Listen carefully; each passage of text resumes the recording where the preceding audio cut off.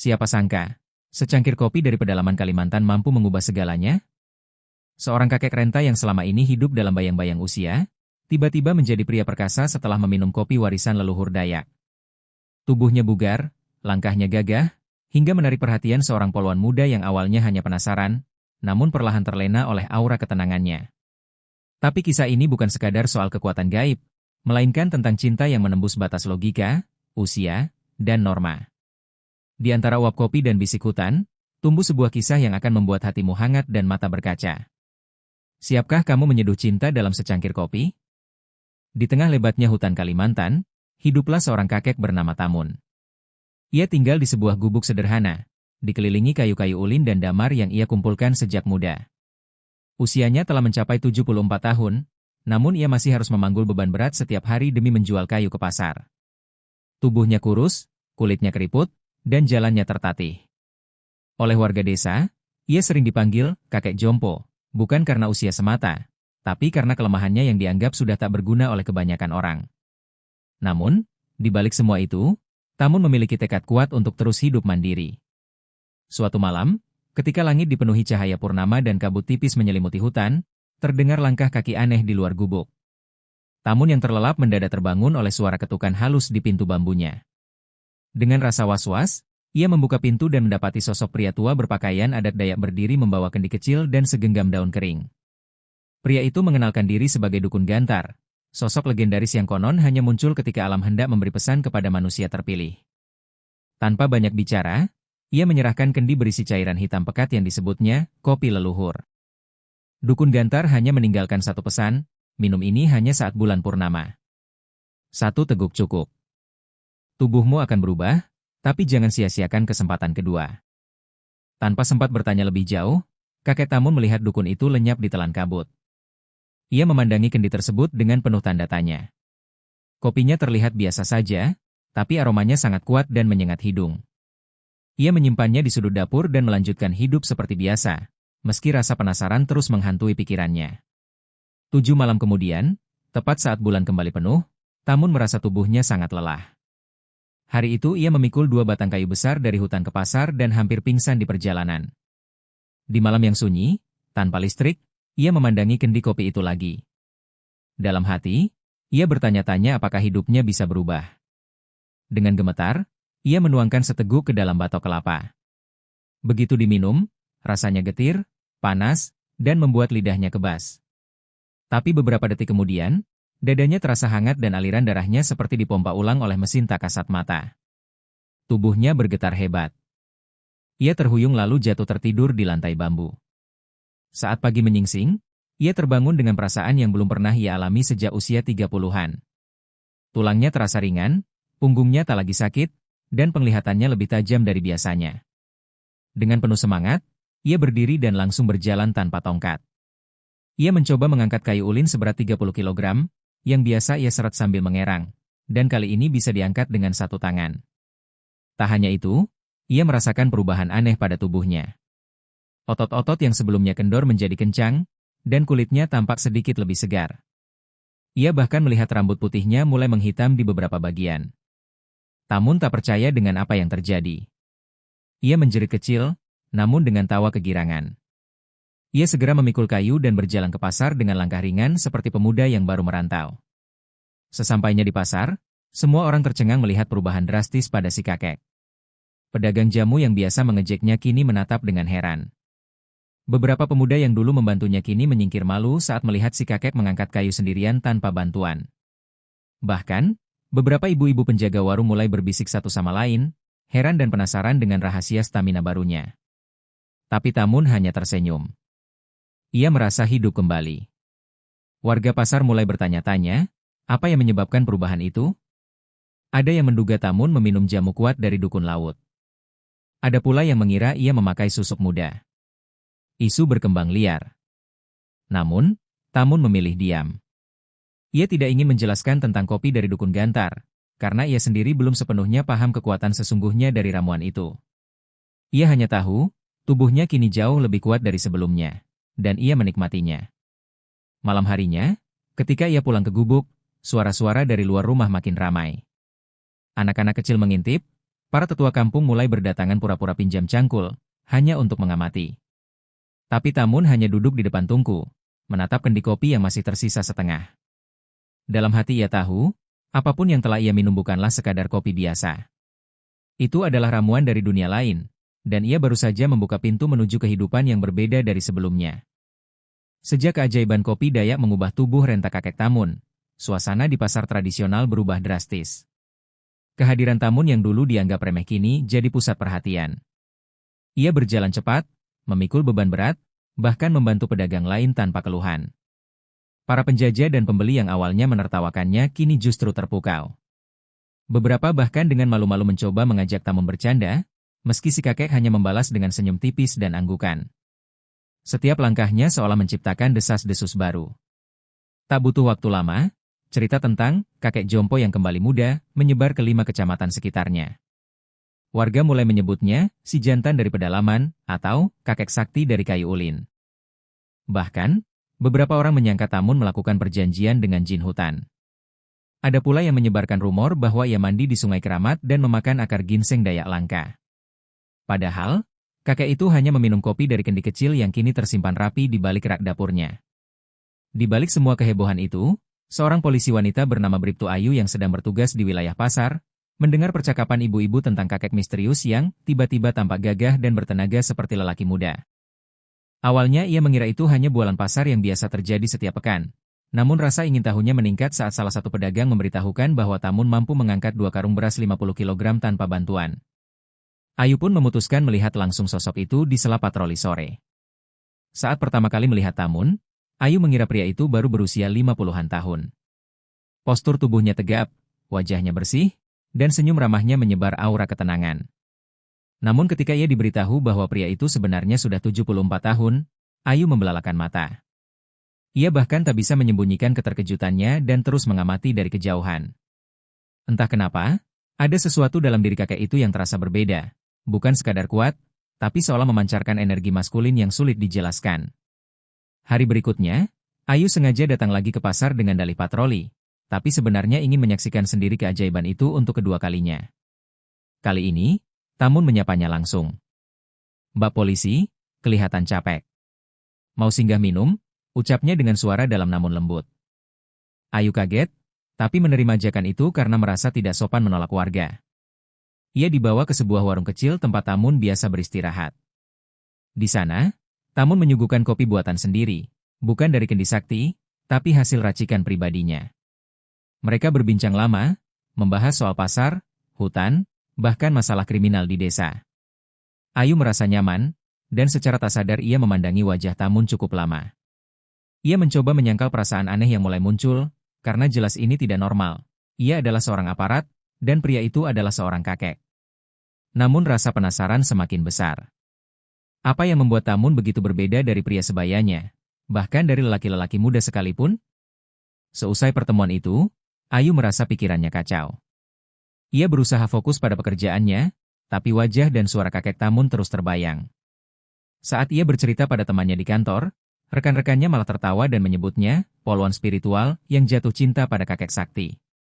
Ayu merah padam, tapi diam-diam ia tahu, perasaannya bukan sekadar takjub. Ia ingin tahu lebih banyak.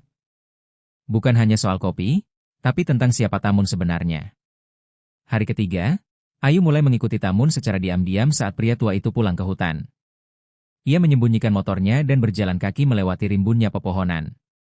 Ia tak peduli keringat yang menetes atau semak yang menggores kulit. Yang penting, ia tahu rahasia yang selama ini disembunyikan Tamun. Namun saat sampai di depan gubuk, ia malah disambut dengan aroma kopi yang sangat kuat, aroma yang belum pernah ia cium seumur hidupnya. Sesuatu dalam dirinya mulai bergetar. Di saat Ayu hendak mengetuk pintu, Tamun sudah berdiri di ambang pintu, seolah sudah tahu dari awal bahwa Ayu mengikutinya. Dengan tenang, ia menyilakan masuk. Di dalam gubuk itu, Ayu melihat kendi hitam kecil yang diselimuti kain merah tua. Tamun tidak langsung bercerita, tapi memandangi Ayu dalam diam. "Kopi ini bukan untuk sembarang orang," ucapnya. "Tapi saya tahu kenapa kamu datang." Ayu hanya bisa mengangguk pelan, jantungnya berdegup tak karuan. Malam itu, sebuah percakapan panjang terjadi, dan itu menjadi awal perubahan besar yang tak terduga. Namun, Di kampung, suara-suara tentang Tamun semakin liar. Beberapa warga mulai berbisik tentang suara aneh dari gubuk si kakek di malam hari. Ada yang mengaku melihat cahaya biru dari dalam hutan, ada pula yang mengatakan kakek itu sekarang bisa bicara dengan hewan. Bahkan, seorang pemuka adat menyarankan agar Tamun dipanggil untuk rapat desa, karena takut kekuatan itu membawa musibah. Tapi bagi Tamun dan Ayu, malam itu bukan tentang kekuatan, melainkan awal dari ikatan yang lebih dalam dari sekadar kopi dan keajaiban. Malam itu di gubuk bambu sederhana milik kakek Tamun, udara terasa lebih hangat dari biasanya. Bribtu Ayu duduk bersila di lantai rotan, berhadapan langsung dengan kakek yang kini tampak tak seperti pria berusia senja. Di hadapannya, secangkir kecil kopi berwarna hitam lega mengepul pelan, mengisi ruangan dengan aroma tajam yang menusuk hidung namun membangkitkan rasa penasaran. Tamun menyodorkan cangkir itu tanpa berkata banyak, hanya dengan tatapan dalam seolah berkata, "Jika kamu siap, teguklah." Ayu memandang cairan itu, lalu meneguk setetes. Rasanya pahit luar biasa, tapi hangatannya merembes hingga ke ujung jari. Sejak tegukan pertama, Ayu merasa tubuhnya ringan. Bukan seperti mabuk atau limbung, melainkan semacam relaksasi yang perlahan menjalar ke syaraf-syaraf halusnya. Ia terdiam, menutup mata sejenak, lalu menghela napas panjang. Tamun memerhatikannya tanpa bicara, seperti menguji reaksi tamunya terhadap kopi sakti itu. Dalam beberapa menit, suasana hening berubah menjadi nyaman. Mereka mulai berbicara lagi, namun kali ini lebih pribadi, tentang keluarga, masa kecil, dan kesepian yang menyelinap dalam kesibukan. Ayu mengakui bahwa meski dikelilingi banyak orang, hatinya sering kosong. Seiring waktu, Ayu makin tenggelam dalam kehangatan suasana dan daya tarik aneh si kakek. Bukan hanya karena kopi itu, tapi karena Tamun membuatnya merasa dilihat dan didengar, sesuatu yang jarang ia rasakan di lingkungan tugasnya yang keras. Setiap kata yang keluar dari mulut Tamun terasa seperti doa. Setiap tawa kecilnya seperti lagu yang membuat hati Ayu nyaman. Ia mulai menyadari, perasaan yang ia alami bukan lagi sekadar kekaguman, tapi sesuatu yang mendekati keterikatan. Sepulang dari gubuk malam itu, Ayu tak bisa tidur. Di atas tempat tidurnya, pikirannya penuh dengan bayangan aroma kopi, senyum Tamun, dan suara-suara malam hutan yang mengiringi pertemuan mereka. Tubuhnya masih hangat, seolah efek kopi itu belum hilang. Di kantor polisi keesokan harinya, ia melamun saat rapat. Panggilan komandannya terdengar seperti gema, dan ia sampai salah menjawab kode wilayah. Rekan-rekannya mulai menggoda. Poluan Ayu kok kayak baru jatuh cinta ya? Ayu hanya tersenyum lemah, tapi hatinya berdebar kencang. Hari-hari berikutnya, Ayu kembali lagi ke rumah Tamun. Kali ini bukan untuk mencari tahu, tapi karena ingin bertemu. Tamun menyambutnya seperti biasa, menyuguhkan kopi, dan duduk berdampingan di bangku bambu menghadap hutan. Setiap pertemuan mereka menjadi ritual diam-diam. Tak ada janji, tak ada rencana, tapi selalu ada perasaan yang membuat mereka saling mencari. Ayu tahu ini tidak biasa. Seorang poluan muda yang tertarik pada pria tua berusia 74 tahun. Namun, dalam hatinya, tidak ada rasa jijik atau malu. Yang ada hanya kenyamanan. Mereka mulai berbagi cerita yang lebih dalam. Tamun menceritakan masa lalunya, bagaimana ia kehilangan istrinya saat usia 40 tahun dan memilih tinggal di hutan untuk menenangkan hati. Ayu, di sisi lain, membuka tentang tekanan pekerjaan dan bagaimana sulitnya menjaga hati tetap waras di tengah sistem yang kadang korup. Saat mereka saling memandang, tak ada lagi batasan usia, hanya dua manusia yang menemukan cermin dalam diri satu sama lain. Dan kopi itu menjadi jembatan sunyi yang menghubungkan jiwa mereka. Sementara itu, berita tentang perubahan drastis si kakek makin santer terdengar. Di grup WhatsApp warga, muncul foto-foto Tamun saat memikul kayu dan saat duduk bersama Ayu. Beberapa akun gosip lokal mulai menyebarkan isu bahwa poluan muda terhipnotis oleh kekuatan gaib kopi sakti. Beberapa menyebut Ayu terkena pelet kopi. Tapi Ayu dan Tamun tetap diam. Mereka tidak peduli pada komentar luar, karena dunia mereka hanya sebatas gubuk itu dan secangkir kopi hangat yang tak pernah habis pesonanya. Salah satu malam, hujan turun deras saat Ayu hendak pulang. Tamun memintanya bermalam karena jalanan licin dan berbahaya. Ayu ragu, tapi akhirnya setuju. Di dalam gubuk, mereka duduk dekat tungku kayu. Tak banyak kata diucapkan malam itu, hanya denting rintik hujan dan aroma kopi yang semakin pekat. Ayu duduk bersandar di dinding, matanya perlahan tertutup. Saat ia tertidur, Tamun hanya menatapnya lama, seperti menjaga sesuatu yang sangat berharga. Malam itu, bagi mereka, adalah malam tanpa dosa dan penuh makna. Esok harinya, Ayu bangun dengan wajah berseri dan tubuh yang lebih ringan dari biasanya. Ia melihat Tamun sedang menumbuk kopi di luar gubuk, dengan senyum tulus yang menyapa paginya. Di dalam hatinya, ia tahu, perasaan yang tumbuh ini nyata. Tak peduli kata orang, ia telah jatuh hati pada seseorang yang memberi lebih dari sekadar kekuatan, tapi juga ketenangan, kejujuran, dan kasih sayang yang tidak mengikat. Dan semua itu dimulai dari secangkir kopi Dayak yang sederhana, namun memikat hingga ke jiwa terdalam. Setelah bermalam di gubuk Tamun dan merasakan ketenangan yang belum pernah ia temukan sebelumnya, Ayu mulai merasa bahwa keajaiban yang ia alami bukanlah kebetulan. Tubuhnya terasa lebih ringan, pikirannya jernih, dan hatinya penuh semangat. Bahkan, banyak rekan polisi yang mengomentari bahwa wajah Ayu tampak lebih cerah dari biasanya. Namun, di balik semua perubahan itu, terselip pertanyaan yang terus mengusik pikirannya. Siapa sebenarnya dukun gantar yang telah memberikan kopi sakti itu kepada Tamun? Apa maksud dari kekuatan kopi yang bisa memikat jiwa dan memperbarui raga? Di suatu sore yang tenang, saat mereka duduk di depan gubuk, Ayu akhirnya mengutarakan niatnya. "Kek, aku ingin bertemu dukun yang memberikan kopi itu. Aku perlu tahu, apakah ini hanya kebetulan atau memang ada maksud yang lebih besar," katanya pelan. Tamun menatapnya dalam diam. Ia mengangguk perlahan, lalu berkata, "Dukun gantar tidak bisa dipanggil sesuka hati. Tapi jika kamu sudah merasa dipanggil, mungkin dia akan datang." Ayu menatap tajam, membulatkan tekad. Ia ingin memahami lebih dari sekadar rasa nyaman. Ia ingin kebenaran di balik semua keanehan ini. Keesokan harinya, mereka bersiap untuk masuk lebih dalam ke pedalaman Kalimantan, ke tempat Tamun terakhir kali bertemu dukun gantar. Perjalanan ditempuh dengan berjalan kaki melewati hutan lebat, menyusuri sungai kecil, dan menyeberangi jembatan kayu rapuh yang hampir ambruk. Ayu tidak mengeluh. Ia bahkan lebih kuat dari biasanya, seolah efek kopi masih terus memberi kekuatan dari dalam. Tamun, meski kembali terlihat lebih renta dibanding beberapa minggu lalu, tetap memimpin jalan dengan langkah mantap. Di tengah perjalanan, mereka sempat disergap oleh seekor ular pohon besar. Ayu sempat panik, namun Tamun berdiri di hadapan ular itu, menggumamkan kata-kata dalam bahasa Dayak kuno. Ajaibnya, ular itu perlahan menjauh dan kembali ke rimbunnya hutan. "Kopi itu bukan sekadar kekuatan tubuh," kata Tamun, "tapi juga membuka hubungan dengan alam." Ayu semakin terkesima. Kini ia yakin, ada sesuatu yang lebih besar dari yang bisa dilihat mata biasa. Setibanya di sebuah tanah datar yang dikelilingi batu berlumut dan pepohonan besar, Tamun menyuruh Ayu duduk di atas lingkaran akar pohon tua.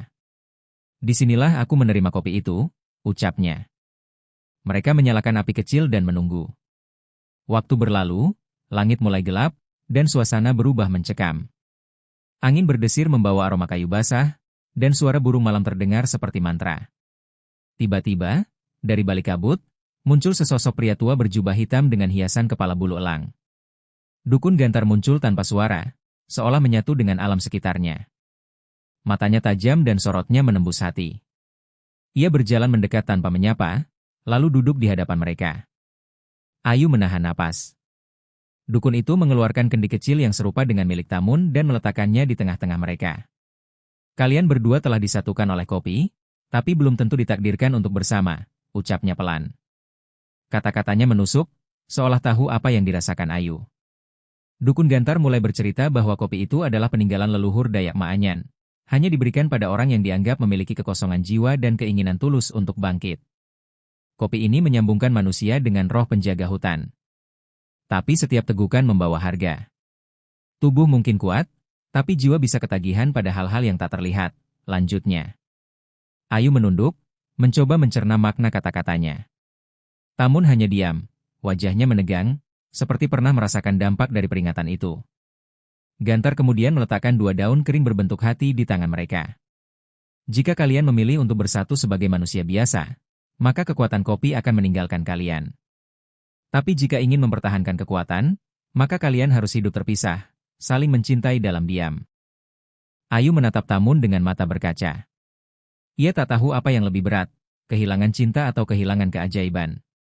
Tapi satu hal yang pasti, malam itu adalah malam ketika mereka diuji sebagai manusia, bukan sekadar peminum kopi sakti. Ritual berlangsung dalam senyap. Dukun gantar membakar daun-daun itu dan meniupkan asapnya ke wajah mereka.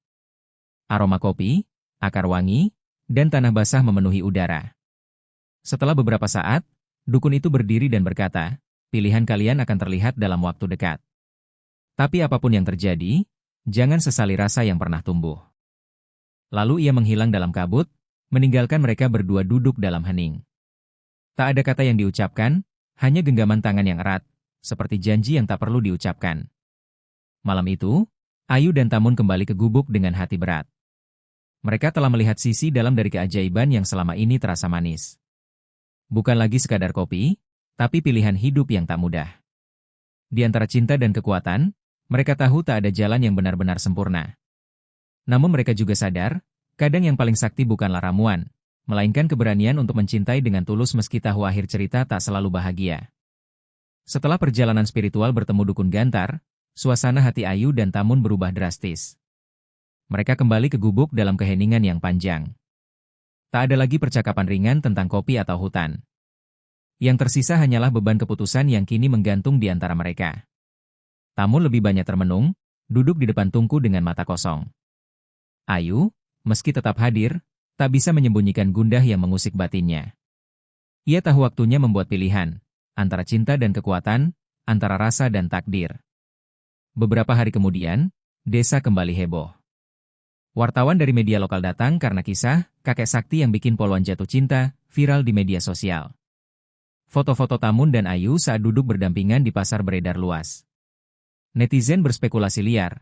Ada yang memuji kisah mereka sebagai cinta lintas usia yang tulus, ada juga yang mencaci, menuduh Ayu terkena guna-guna. Di antara sorak-sorai dunia maya, kehidupan nyata Tamun dan Ayu mulai terhimpit oleh ekspektasi dan tekanan publik.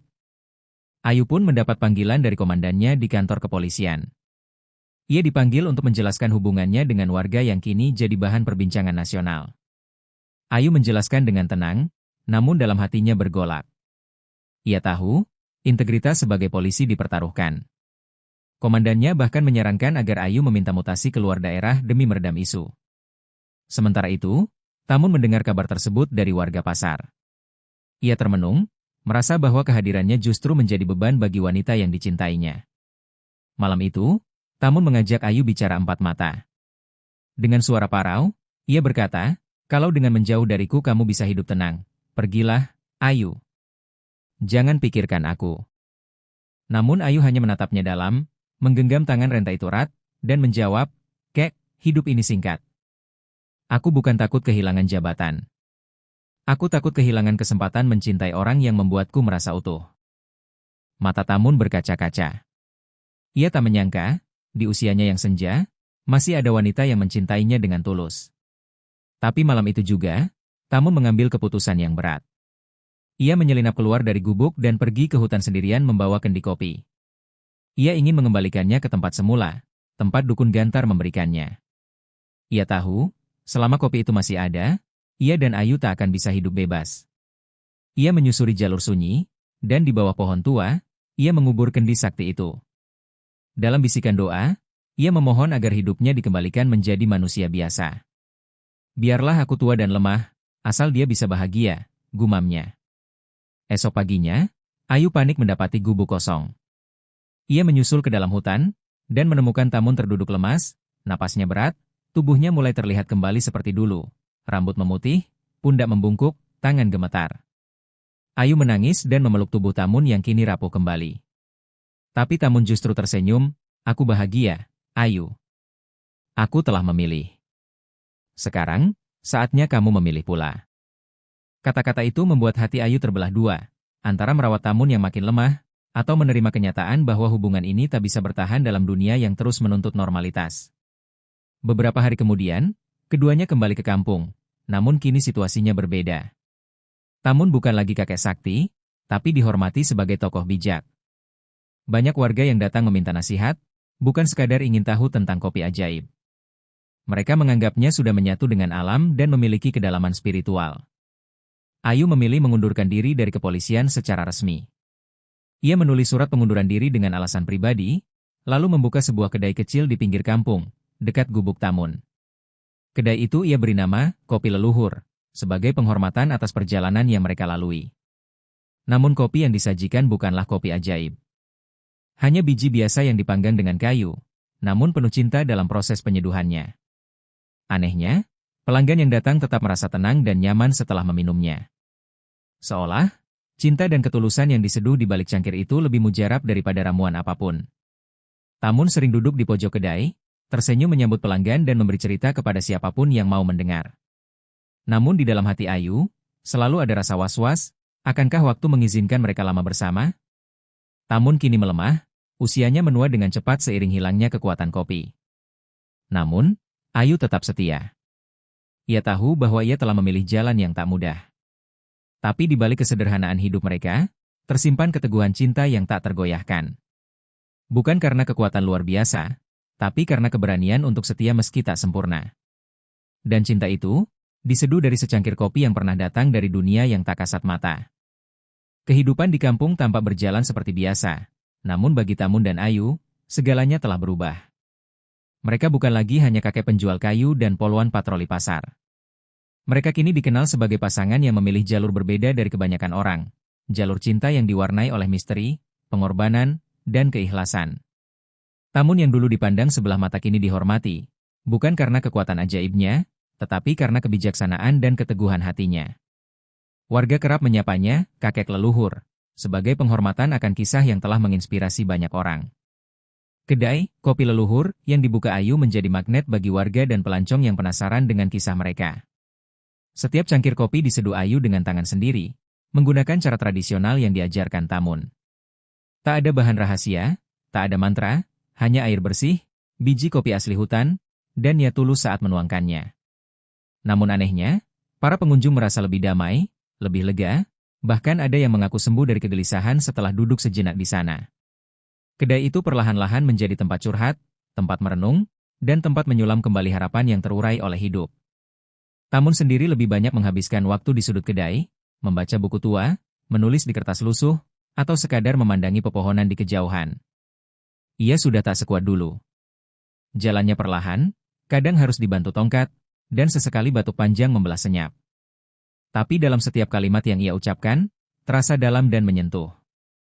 Anak-anak muda mulai sering datang hanya untuk mendengarkan wejangan darinya. Mereka menyebutnya kakek pembuka jiwa, karena bisa menjelaskan hal-hal sulit dengan bahasa sederhana. Sementara itu, Ayu terus menjaga Tamun dengan sabar. Ia tak pernah mengeluh meski kini harus memandikan, menyuapi, bahkan kadang membantu Tamun berdiri dari kursi. Dalam hatinya, ia tidak melihat lelaki renta, ia melihat cinta yang dulu memberinya kekuatan untuk keluar dari kekosongan.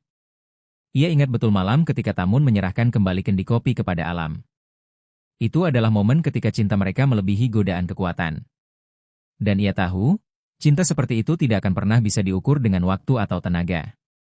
Desa mulai berubah sejak kedai, kopi leluhur, menjadi terkenal. Banyak orang kota datang untuk mendengar cerita, mencari inspirasi, bahkan membawa kameramen untuk mendokumentasikan kisah mereka.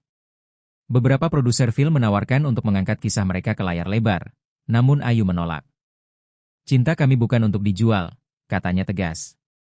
Ia hanya memperbolehkan anak-anak sekolah dan mahasiswa datang mewawancarai mereka demi pembelajaran. Bagi Ayu, yang penting bukan popularitas, melainkan pesan yang ditinggalkan. Namun tak semua warga setuju. Ada segelintir orang yang merasa terganggu oleh perhatian besar pada pasangan itu. Beberapa menuding mereka menyebarkan tahayul atau mengarang cerita demi popularitas. Bahkan sempat ada orang yang mencoba mencuri kendi kosong peninggalan dukun Gantar yang disimpan Ayu dalam kotak kayu di dapur. Tapi Ayu dan Tamun tak marah. Mereka hanya mempererat pagar kayu dan memperbanyak senyum. Kalau hati orang penuh kegelapan, cahaya pun dianggap sebagai musuh, ucap Tamun suatu pagi. Suatu hari, Tamun mengalami sesak napas yang berat. Ayu membawanya ke puskesmas, dan dokter menyarankan rawat inap. Tapi Tamun menolak. Ia ingin pulang, ingin menghabiskan hari-harinya di bawah langit kampung, bukan di antara bau disinfektan rumah sakit. Ayu menghormati keinginannya. Ia menyiapkan tempat tidur kecil di teras gubuk, menghadap ke arah matahari terbit. Setiap pagi, mereka duduk bersama, menikmati kopi hangat tanpa kata-kata. Dan setiap sore, Ayu membaca buku keras-keras untuk Tamun yang kini mulai kesulitan melihat. Dalam keterbatasan fisik Tamun, cintanya tak pernah surut. Ia menulis surat terakhir untuk Ayu, disimpan di bawah bantal. Surat itu berisi kalimat sederhana, terima kasih karena tidak memilih yang mudah, tapi memilih yang benar. Aku mungkin tak bisa lama bersamamu, Tapi hatiku akan terus menetap di setiap cangkir kopi yang kau seduh. Ayu menemukan surat itu beberapa hari kemudian, setelah Tamun tertidur lelap dan tak pernah bangun lagi. Ia tidak menangis keras. Ia hanya duduk diam, memeluk tubuh dingin itu, dan berbisik, "Aku juga mencintaimu, Kek." Kabar kepergian Tamun menyebar cepat. Warga menggelar pemakaman yang penuh penghormatan. Banyak orang datang dari luar daerah, mengiringi kepergiannya dengan doa dan air mata. Di batu nisan sederhana tertulis, "Tamun, lelaki yang menghidupkan cinta lewat kopi." Ayu tetap tinggal di gubuk itu, melanjutkan kedai kopi leluhur sendirian. Setiap pagi ia menyeduh 2 cangkir. Satu untuk pelanggan, dan satu untuk kakek Tamun, yang meski tak terlihat, tetap ia rasakan hadir di setiap aroma kopi yang mengepul hangat.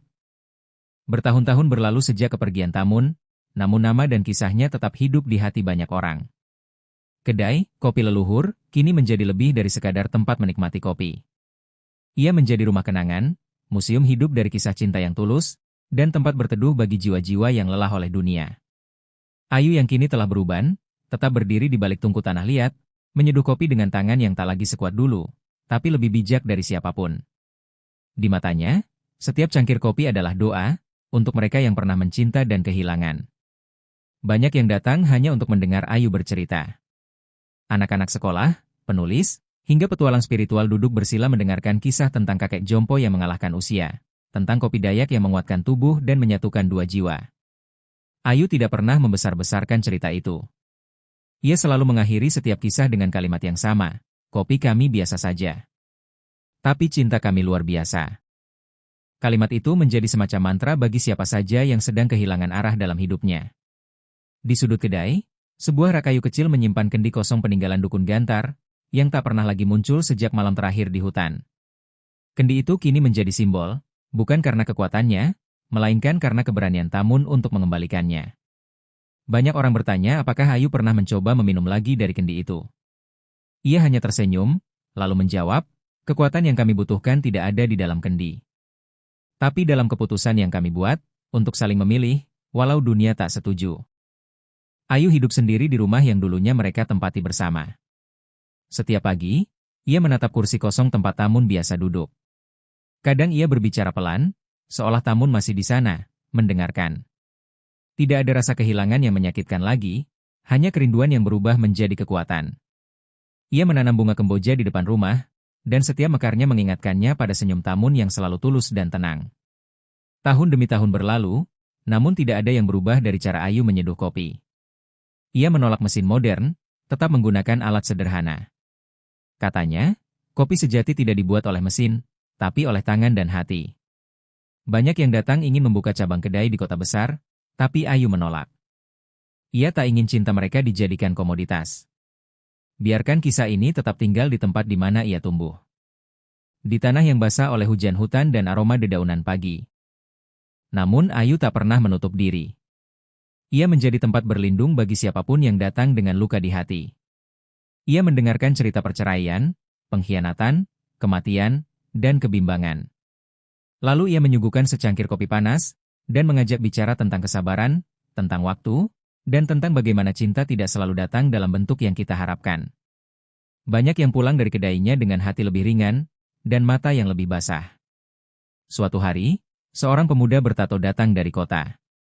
Ia tampak kasar, penuh amarah, dan membawa segenggam uang, ingin membeli kendi tua di rak itu. "Saya butuh kekuatannya. Saya akan bayar berapapun," katanya. Tapi Ayu hanya tertawa kecil, lalu menatap mata pemuda itu dan berkata, "Kalau kamu cari kekuatan karena takut, kamu tidak akan mendapatkannya dari kendi ini. Tapi kalau kamu ingin mengalahkan rasa sakit dengan cinta, duduklah, dan minum kopi bersamaku." Pemuda itu terdiam, lalu perlahan duduk, menunduk, dan menangis diam-diam. Setelah kejadian itu, kedai Ayu disebut sebagai tempat penawar luka. Bahkan beberapa rumah sakit mental mulai merekomendasikan tempat itu sebagai lokasi terapi emosional. Tapi Ayu tak merasa dirinya penyembuh. Ia hanya perempuan yang pernah mencintai, kehilangan, dan memilih untuk tetap tinggal. Cinta yang dulu datang dari secangkir kopi kini mengalir ke setiap orang yang datang, seperti warisan yang tak pernah habis dibagikan. Menjelang usia senjanya, Ayu menulis sebuah buku kecil berjudul Kopi, Cinta, dan Lelaki Tua dari Hutan. Ia tidak ingin terkenal. Ia hanya ingin cerita mereka tidak hilang dimakan waktu. Buku itu ia cetak sendiri, dan dibagikan gratis kepada siapapun yang mampir. Di halaman terakhir, ia menulis, "Jika kamu pernah merasa lemah, jangan cari ramuan. Cari seseorang yang mau duduk dan mendengarkanmu." Kadang, kekuatan kita bukan berasal dari apa yang kita minum, tapi dari siapa yang menemani kita minum. Dan saat akhirnya Ayu menutup mata untuk selamanya di usia 73 tahun, ia ditemukan dalam posisi duduk di kursi depan tungku, dengan cangkir kopi di tangan kanannya. Senyumnya tenang.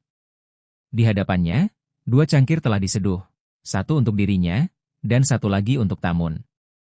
Warga desa menangis, namun juga tersenyum, karena tahu, 2 jiwa yang pernah disatukan oleh kopi kini telah bersatu kembali, entah di mana.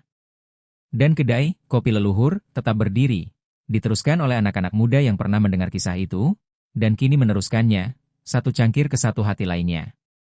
Kisah ini bermula dari sebuah peristiwa tak biasa di sebuah kampung terpencil Kalimantan, saat seorang kakek renta bernama Tamun mengalami perubahan fisik yang luar biasa setelah meminum kopi pemberian seorang dukun Dayak misterius.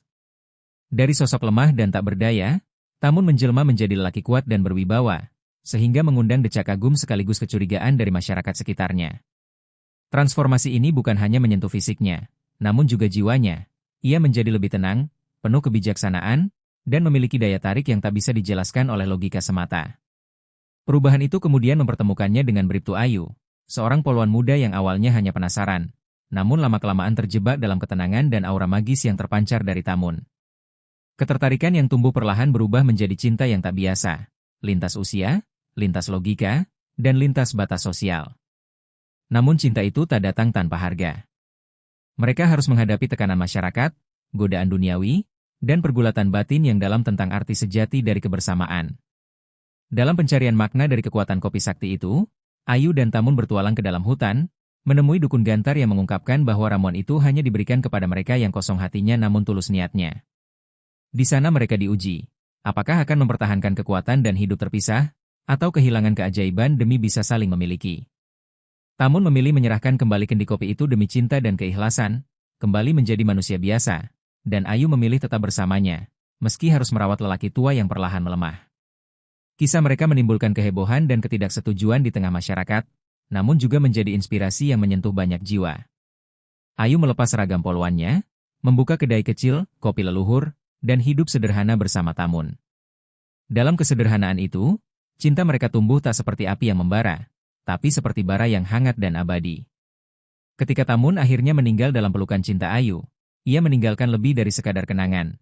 Ia meninggalkan warisan nilai tentang kesetiaan, pengorbanan, dan cinta sejati. Ayu menjalani sisa hidupnya dalam kesendirian yang penuh makna. Ia tak menutup pintu hatinya untuk orang lain, melainkan membagikan cinta itu dalam bentuk cangkir-cangkir kopi hangat kepada siapapun yang datang ke kedainya dengan luka di dada. Kisah mereka menjadi legenda hidup di kampung itu, bukan karena sensasi kekuatan kopi, tapi karena keberanian 2 insan untuk memilih cinta di atas segalanya. Pada akhirnya, saat Ayu pun menutup mata untuk selamanya, ia pergi dengan tenang, dengan secangkir kopi di tangan, dan cinta yang tetap menyala di udara, menyatu dalam cerita yang abadi.